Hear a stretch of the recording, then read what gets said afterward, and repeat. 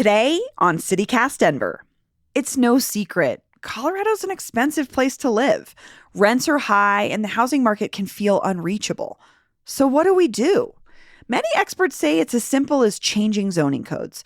And Governor Jared Polis agrees. So do the state lawmakers behind Senate Bill 213, which could make sweeping changes to how communities across Colorado build more housing. But it's not that simple, and many leaders are skeptical. Today, I'm talking with State Representative Steven Woodrow about this bill and what it could mean for our neighborhoods. Today is Thursday, April 13th. I'm Bree Davies, and here's what Denver's talking about.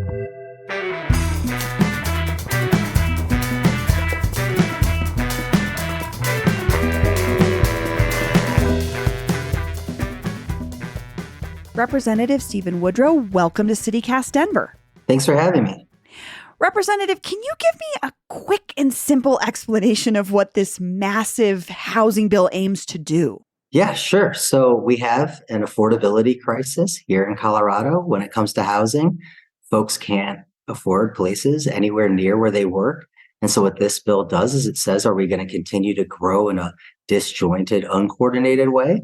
Or can we be thoughtful and strategic and grow smartly as a state together? That's what 213 is all about.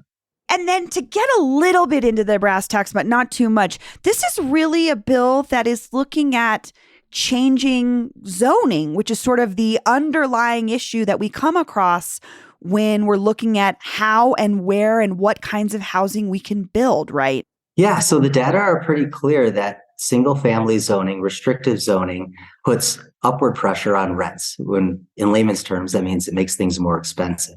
And so if we can get rid of this power structure that has been in effect for about 150 years, this single-family restrictive zoning that has led to a lot of the issues we currently face as a state, where some communities are doing a decent job and trying to meet the demand for housing and other services, while other communities have essentially said, we're not going to be growing at all, and we're not going to be doing our fair share to shoulder that burden.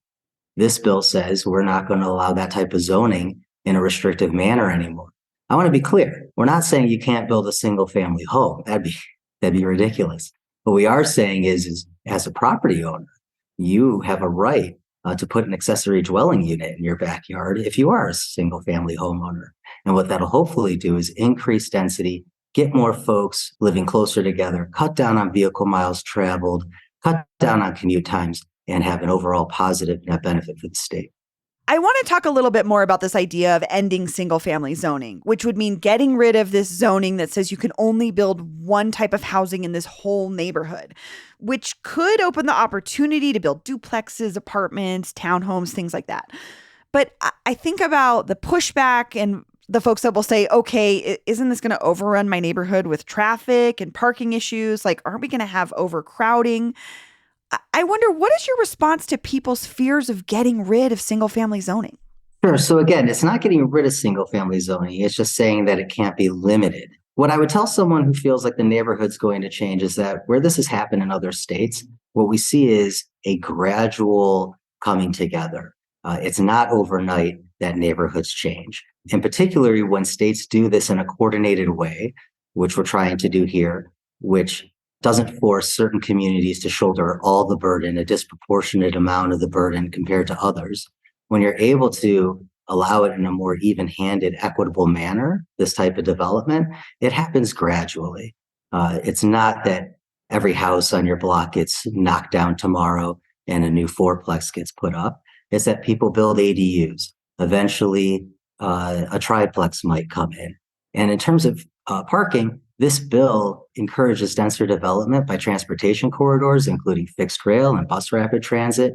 We need to find ways to cut down on vehicle miles traveled. It is one of the greatest contributors to climate change and global pollution. And what we need to do is find ways to cut down on that type of carbon pollution.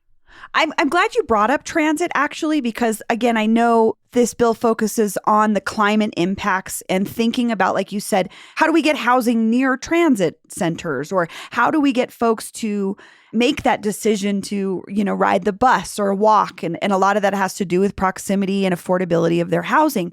Does this bill include transit funding? Because that would be my big concern. Is it's a great idea in theory, but if we don't have any money to fund the transit component of it, will it work? Yeah, that's an excellent question. So the bill has funding not specifically designated to transit. We are trying to fund transit through other measures. And of course, we had a huge transit bill a couple of years ago. But what this bill does is it creates positive feedback loops by encouraging denser development in those transportation corridors. So when you build more density next to fixed rail, you increase ridership. When ridership increases, that means more revenue coming into the transportation system. The transportation system can then reinvest that money back in and attract more riders. So it creates this positive feedback instead of the negative that we've received, under our current system of sprawl. And that's really what this is. This is an anti-sprawl measure, which means that we're going to be coming in closer together. And the only way to do that is to do it by transportation corridors.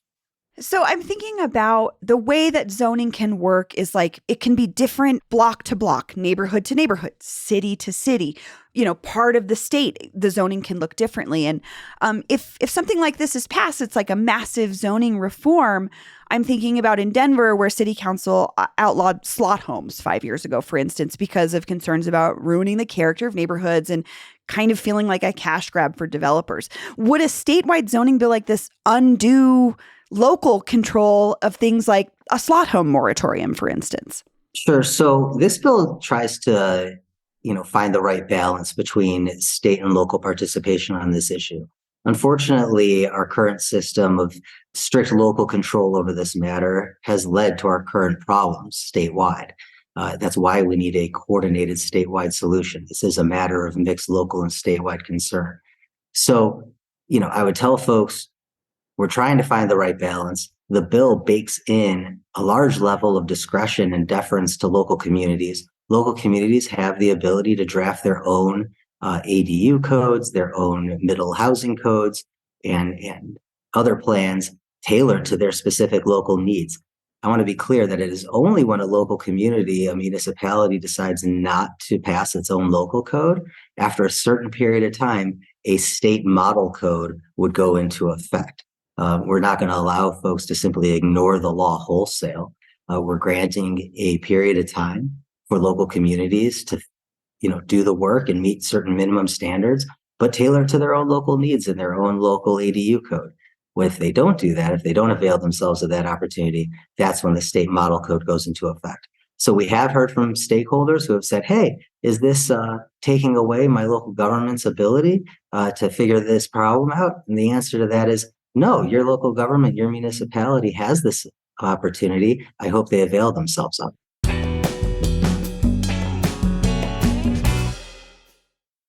Another critique or concern I've heard from housing activists is there could be unintended consequences of this bill, particularly on lower income neighborhoods. Like I'm thinking about a community like Globeville area, Swansea, which has a lot of smaller single family homes on these large lots. And those houses tend to be more affordable.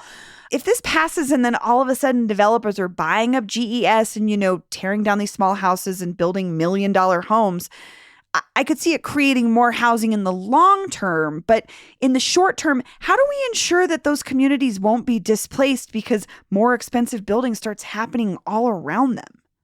Sure. So a couple of responses to that. First, this is an anti-displacement bill. We need to understand that economic displacement is far more violent and prevalent than developmental displacement. Having said that, developmental displacement is real, and we have seen certain communities have to face the brunt of it, particularly because those communities have been the ones that have allowed development while other municipalities have said we're not going to grow. Hopefully by doing state needs assessments, state planning assessments, and trying to grow in a coordinated way, we won't be forcing certain communities to shoulder the developmental burden on their own. In addition to that, we've leaned into stakeholder conversations and we have heard concerns about immediate displacement. And so we are baking in certain anti-displacement measures into the bill itself. Those are menus that are being fleshed out currently in amendments that are being presented in the Senate. Final thing I would say is when developers do come in, if you do put up a duplex, a triplex, a quad, those units tend to be 20 to 40% less in terms of the sticker price than a standalone single family detached dwelling unit.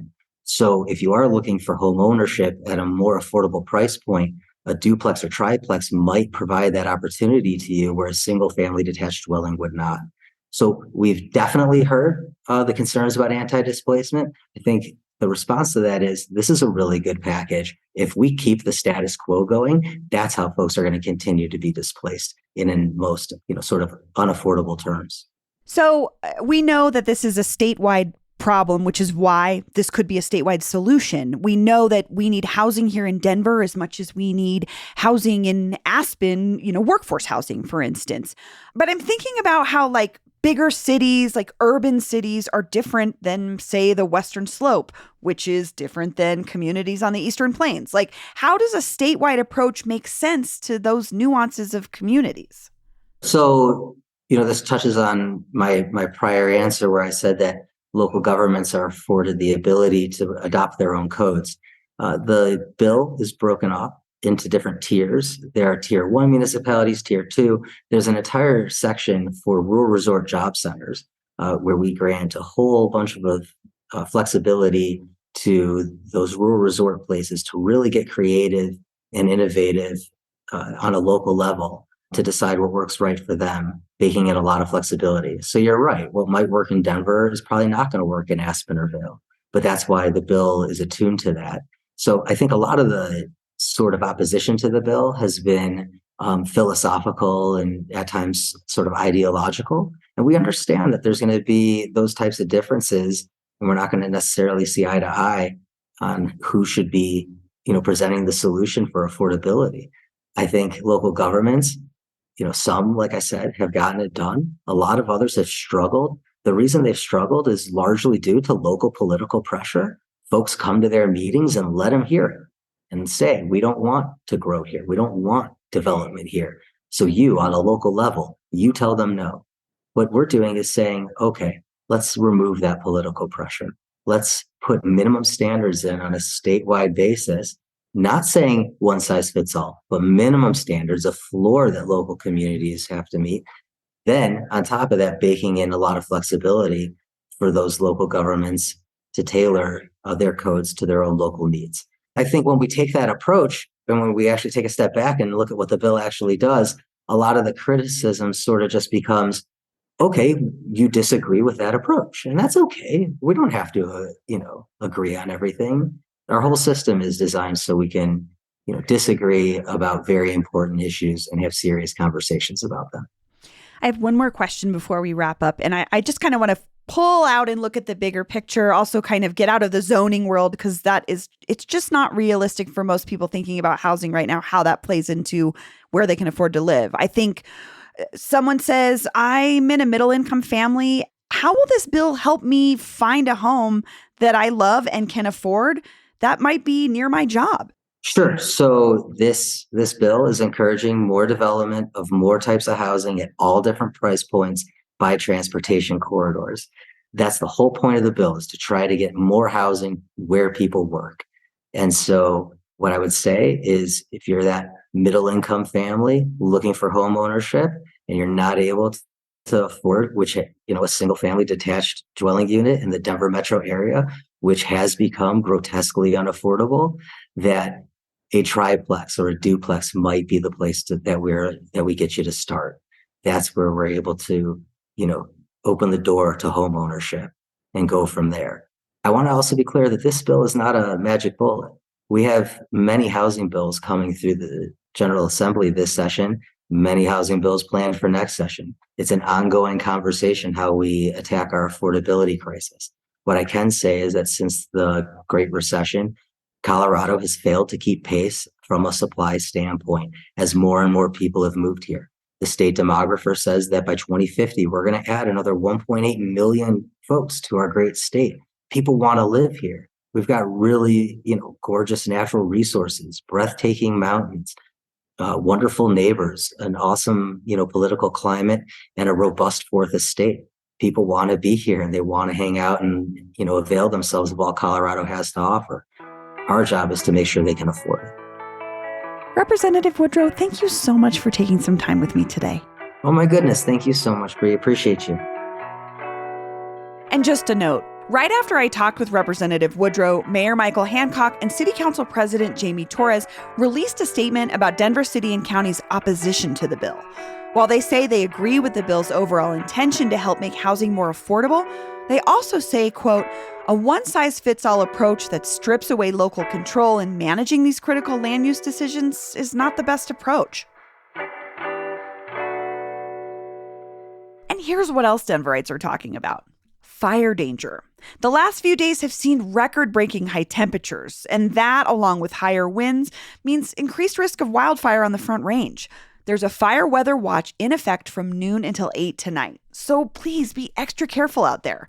Luckily, tomorrow promises to be a little cooler with maybe some rain or snow on the way. Oh, Colorado, make up your mind. And finally, tonight's the night. I'll be reading from my high school diaries on stage at Mortified Live. The CityCast Denver crew will be there, and we'd love to hang out with you. Tickets are still available at getmortified.com/live. Also, to get you in the spirit of my very 90s teenage life, I've made a 100-song playlist that sounds just like my mixtapes from 1995. I'll drop a link to that in the show notes, and I hope to see you there. That's all for today here on CityCast Denver. If you enjoyed this show, why not take a minute to tell Billy Corgan about us? Rate the show wherever you get your podcasts and subscribe to our morning newsletter, Hey Denver, by texting Denver to 66866. We'll be back tomorrow morning with more news from around the city. Bye-bye.